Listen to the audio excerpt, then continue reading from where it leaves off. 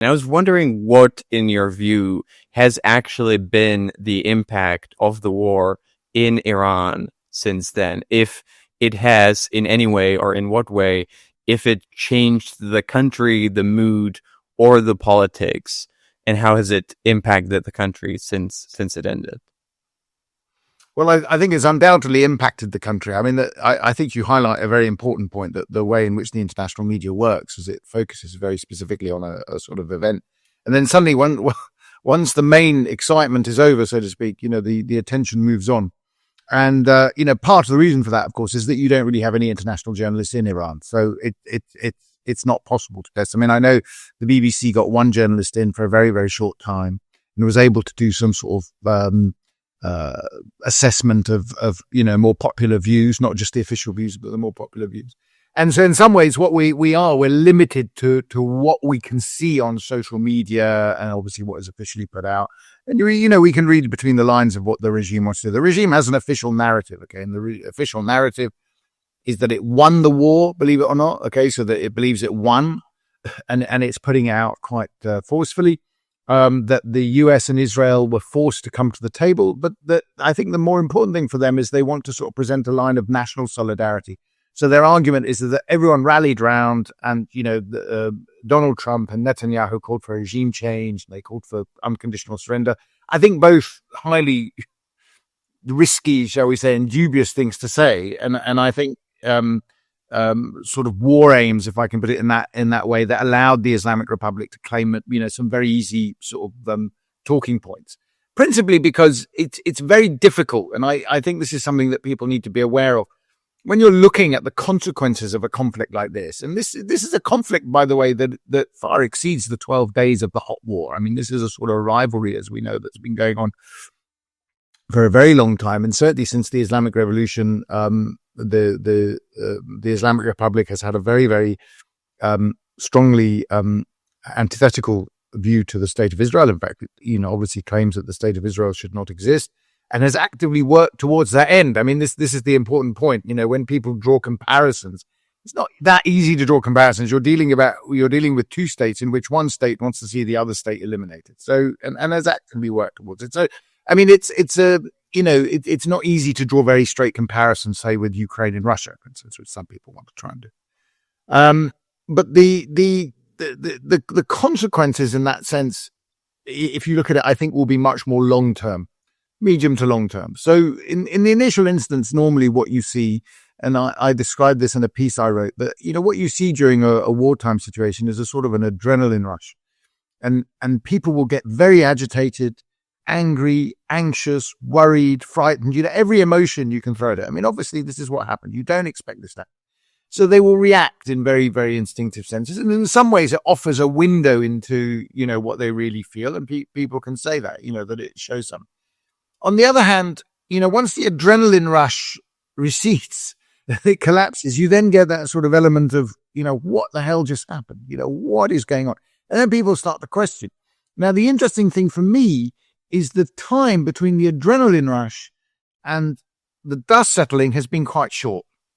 It's been shorter than I thought. Okay. I thought the adrenaline rush would last for weeks, not months, but certainly weeks. In actual fact, it's probably lasted a few days.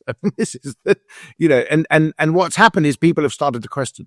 And the interesting thing is, it's not the sort of quote, the usual suspects. There are many people who would, who are normally the dissidents and the opposition, of which they are great, probably the majority of the population, by the way, who have no affection for the Islamic Republic at all, and unsurprisingly would be very critical.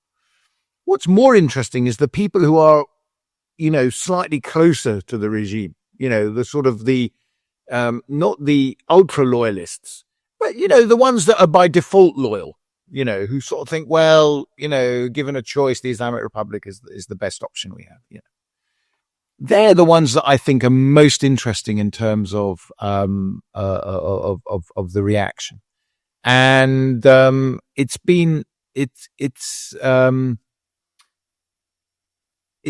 quite interesting to see the questioning that's coming out of them. Some have said, for instance, that this is not our war.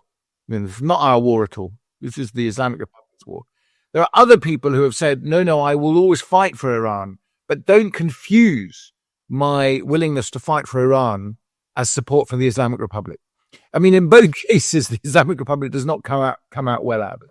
And of course, this is, I think, a problem they're facing now. So I think the consequences will begin to unfold as you see, because all the problems that the Islamic Republic had entering this conflict, it still has. And if anything, they are worse.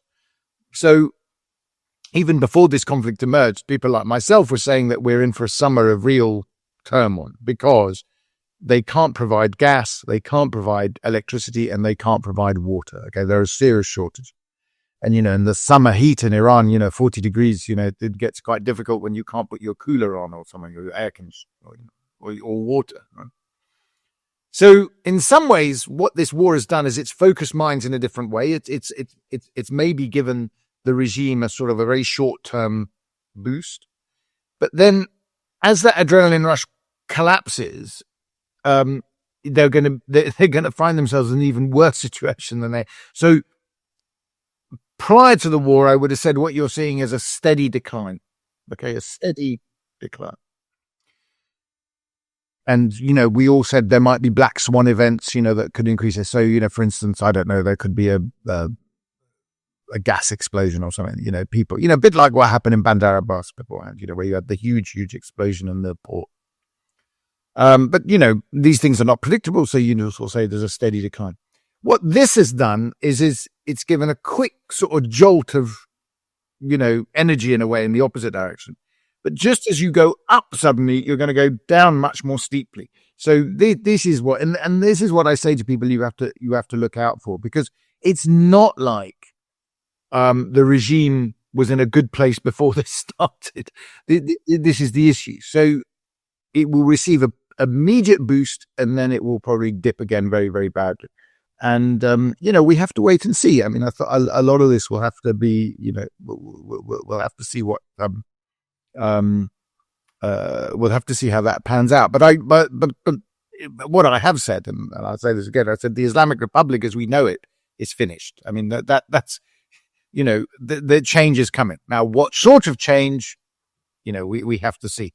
I think, again, and I've written about this, people talk about regime change very, very loosely. Nobody really defines what we mean by that. Yeah. So, when they talk about regime change, if you and I talk about regime change within a Western country, we talk about Afghanistan, Iraq, and this sort of thing, right? And really, what are those exercises in nation building? They're not actually exercises in regime change. I mean, they're regime change followed by nation building. It's a nation. The regime change actually in both cases worked very well, by the way. Okay, it was the after. It was the nation building that was a disaster, right? So, if you look at it in a very blunt and crude terms. But again, what are we looking at in Iran? What we're probably looking at is regime failure. Yeah, not necessarily regime change. We're looking at the collapse and the failure of the state because it is unable to deliver. And now what comes out of that is quite interesting. And I suspect, in my view, is that what you'll see is that a group of individuals will get together and will say that we have to bring good governance. We have to deliver. We can't go on like this. And that will not be regarded as regime change. It will be regarded as a sort of a change in government, shall we say? Yeah. But that in itself will inaugurate a process of regime change in the longer term. People will, because you'll see a different direction of travel, and that's what I would be, would look at most. What you're going to see as a sort of gradual shift, but ultimately there are some serious changes in route. It'll just probably take a bit longer than we think. If you care about geopolitics, and I assume you do since you're listening to this, you might want to consider signing up to get my newsletter, Station Zero. Once every week or two, you'll get a free geopolitical analysis, a story, trend, or pattern of something that's really important but that most people tend to miss. Like the one where I talk about why there seems to be more and more war and conflict all around the globe, why it's not just a feeling but actually a verifiable fact, and why the increase in war can be explained with a niche mathematical theory and the plot of Jurassic Park. and what it means for the future of geopolitics. If you want to sign up, just click the link in the description.